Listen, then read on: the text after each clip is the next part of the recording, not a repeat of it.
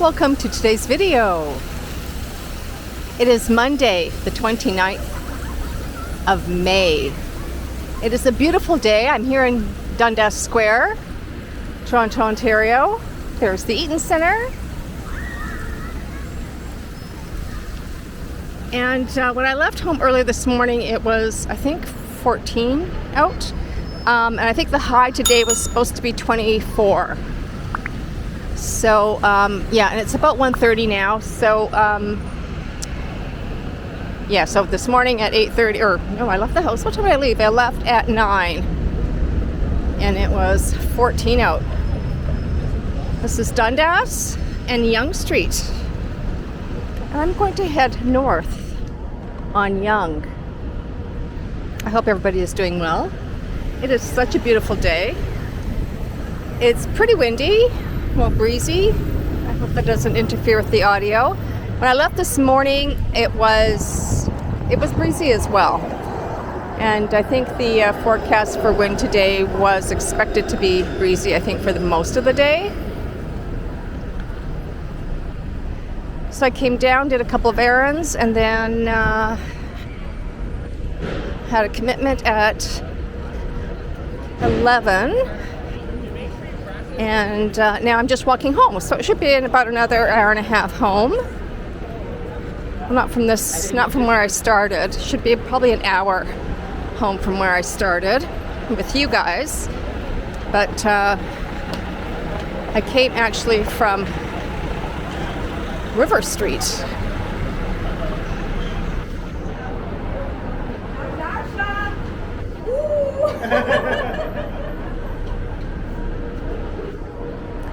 And this is our downtown. I'm walking on the east side of Yonge, heading north. I hope everybody had a nice weekend.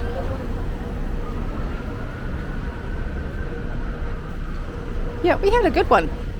We went to, I think, our first outdoor dining experience this year on Wellington and around Portland streets, downtown Toronto. And we sat outside, had a lovely dinner. The weather was perfect. And that was Saturday night. And Friday, David and I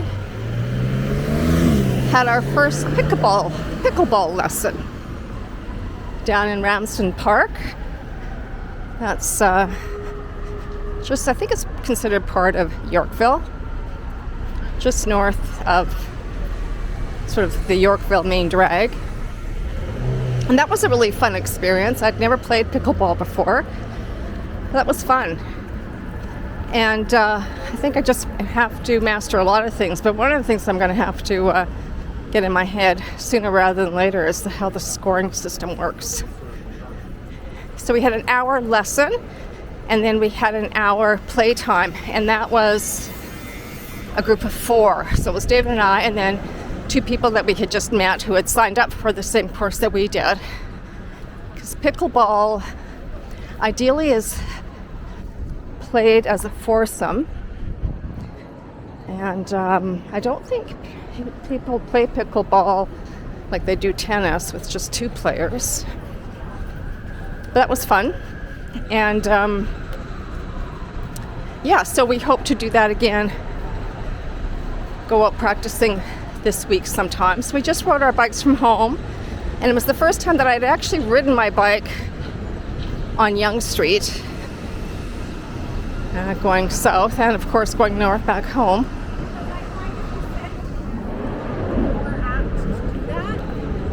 And I wasn't completely comfortable, but I was pseudo okay with it, with the new, bike lanes and the cement partitions that divide the bike path from the actual road where the cars pass. But you have to really be alert because people open up car doors and cut in front of you.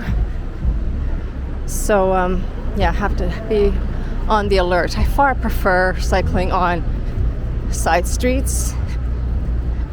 it's less of a worry. You still, of course, have to be alert when you're cycling, but it's less of a concern about bad driving habits. So that was fun. So we'll do that again this week. And I did my first run, I never told you guys, but I did my first run for the year beginning of May, because I am not a cold weather runner. And that weekend in May, I think it was maybe it was Mother's Day weekend. It was that Saturday. It was a Saturday. And it was 16 at 6:30 in the morning. So 16 Celsius, 16 at 6:30 in the morning. So it was like perfect running conditions. It was calm out. It was warm enough. It was cool enough. It was Saturday morning, so 0 to no traffic. And I love being out in the city early morning. Just very calming, soothing, peaceful. And for me, a perfect way to start my day. And I hope to do another run this week. So I'm only going to do one run a week. And the other exercise that I'll do will be pickleball and cycling. And I'm practicing yoga every morning. That is hard. Yoga is hard. I find it hard because I don't know how to stretch very well. And, well, yeah, I know how to stretch. I just find it difficult. And I've always found it difficult stretching. Like, it's not comfortable to stretch. But yoga is sort of all about stretching. So at least I do that every morning. So I've got to keep that up. I'm having a good time with that. I have a TV downstairs and my yoga. I hit up my yoga mat and I watch yoga with Adrienne. And she's quite renowned. It's on YouTube, free of course. And a lot of people who do online yoga, YouTube yoga, know about Adrienne. So she's calming and she's thorough and she's good at explaining and she has a very soothing, calming voice, which is helpful being a yoga instructor. Here we are at Carlton. So College on one side, that would be College Street. And once you get east of Yonge, it's Carlton Street.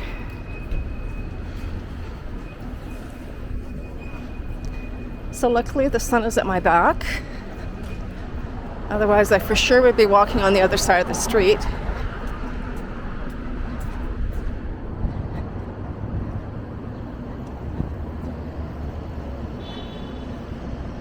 So we have, I think, the last episode of Succession, the TV series. I don't know if it's on, maybe it's HBO.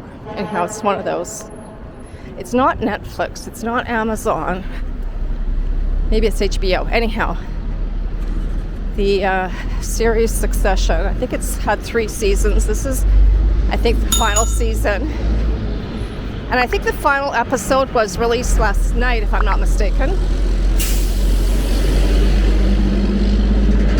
So we are looking forward to watching Succession. And one of the things that I read in the Globe and Mail was they were comparing, the rich family that are the storyline for the series Succession. They compared it against back in the beginning of 79 maybe?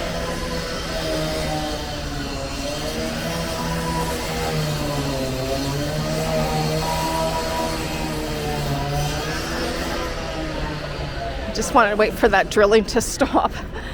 It was shouting at you over the drilling. So in the late 70s, I think, the TV series Dallas, if you recall, I think that's when it started. Around that time anyway, late 70s, early 80s. And so the wealthy family was the Ewing family of Dallas. And of course, back in those days,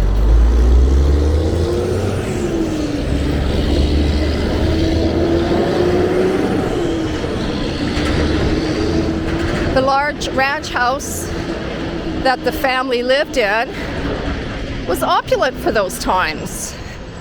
You didn't see homes like that. And the clothes and the jewelry was really out there. Very like 80s greed look, right? The big shoulder pads, lots of diamonds and heavy rhinestones, or not rhinestones, but emeralds and like fine jewelry to the nth degree, large and in charge. And the big hair, of course, and all the makeup. But anyhow, if you recall, Dallas had all of that. Plus, the storyline was about the holding power of the oil company that the family had. And after the father passed, there was a bit of a struggle between the siblings as to who would take over the oil company. So that was a big lot of little plot twists there. But by no means does the wealth of that family back in that era, does it compare, or at least doesn't even compete with the Roy family, who is the family in succession in comparison to the Dallas Ewing family. So the Roy family, who was part of the TV series Succession, like they're gazillionaires. They have homes like almost everywhere. They're like billionaires, versus the Ewing family didn't have that level of wealth. And by today's standards, the Ewing family would be considered obviously rich. They had an oil company, but it's comparing to the wealth of the Roy family, there's no comparison. Like it's amazing how much the rich have gotten richer, at least on TV. When we talk about television shows and wealth, but you know, the point is they were making a comparison to the wealth of the 80s to the wealth families of today, owning companies and conglomerates. But what the similarity was between these shows, as I sort of mentioned already, was the competition amongst the siblings as who's going to run the company. And anyhow, so tonight, or whenever we get around to watching that final episode, and I'm pretty sure it's the final episode that has been released, or is at least about to be released this week, will ideally determine who is taking over the conglomerate. It's a media company, in part, amongst other, I think, revenue streams. But anyway, the actors are really quite good, annoying. In other words, the actors are doing a great job playing their character, and who's annoying is not the actors, but the characters that they're playing, I find annoying. There's a lot of immaturity and, perceived hardships, which of course there were none. It's just sort of that spoiled, I guess, attitude. Anyhow, it's good to watch if you're into watching dysfunctional families. And but it's not just about that, of course. It's quite intriguing and can get your blood going. At least for me, as I mentioned, it annoys me at times, the characters and their behavior. It's it's terrible how they treat each other. And they're siblings. They're, blood siblings. Regardless whether they're blood siblings or not, but their attitude towards each other. They do not have each other's back. Much like, if you remember JR, he didn't have his siblings' back. He would do what he could to either destroy their marriages or get them out of the business. Ow. Yeah. So that's fun. Looking forward to that. And I binged watch the new season of Selling Sunset. Don't judge me. I know it's kind of ridiculous, and it's about bickering women, which is not something I should be watching, but it's about, the show is about realtors in Beverly Hills. And, when you're selling in Beverly Hills, in California, pretty much, you're looking at multi-million-dollar residences. So the realtor selling the property is making, on an average, I'm seeing like $200,000 plus, because the homes, there's nothing, like, you don't ever see $1 million listing on that program. Anyhow, so what I like to watch is I like to see the beautiful homes in California. And the women, I tell you, they are all stunning. With perfect bodies, perfect hair, perfect skin, perfect clothes, all designer clothes. And they never repeat an outfit. So, the only kind of struggle I have with that is, I think, how can they handle all that time every day in a glam chair and making sure they're looking perfect all the time? Like, talk about pressure. Who wants that? But, if you live in California and you do that type of work, you know what you're in for. So, I suspect it's something they really enjoy doing, spending all that time getting all pretty.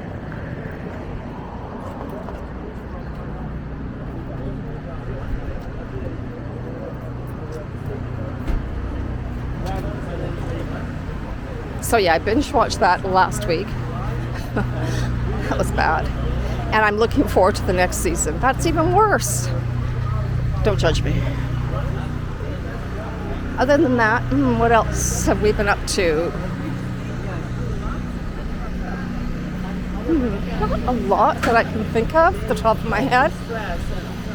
Oh, I went to Nordstrom today on my way down this morning, and so the Nordstrom that we're coming to, or at least once was Nordstrom, it was Nordstrom Rack right here at Bloor and Yonge, on the east side of Yonge, south of Bloor, or on the south side of Bloor rather.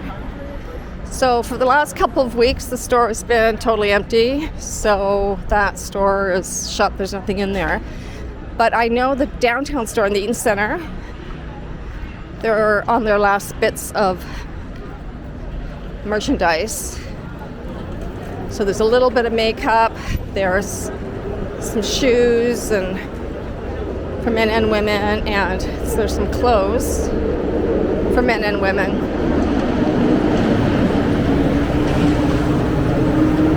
But earlier on, I did buy some walking shoes. Actually, I bought like 3 pairs of walking shoes because the sales were great, with 40% off. My last pair was 60% off. So to have walking shoes is an investment because they get used. But that was pretty much my spend of late. Anyhow, folks, we are at Bloor and Yonge, south side of Bloor, right, and just west of Yonge. Looking eastbound. And here we are looking westbound.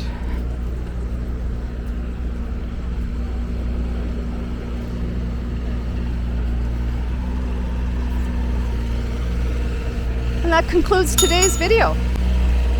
Thank you very much for watching, and I will see you in my next video. This is Boomer Girl Walking, signing off.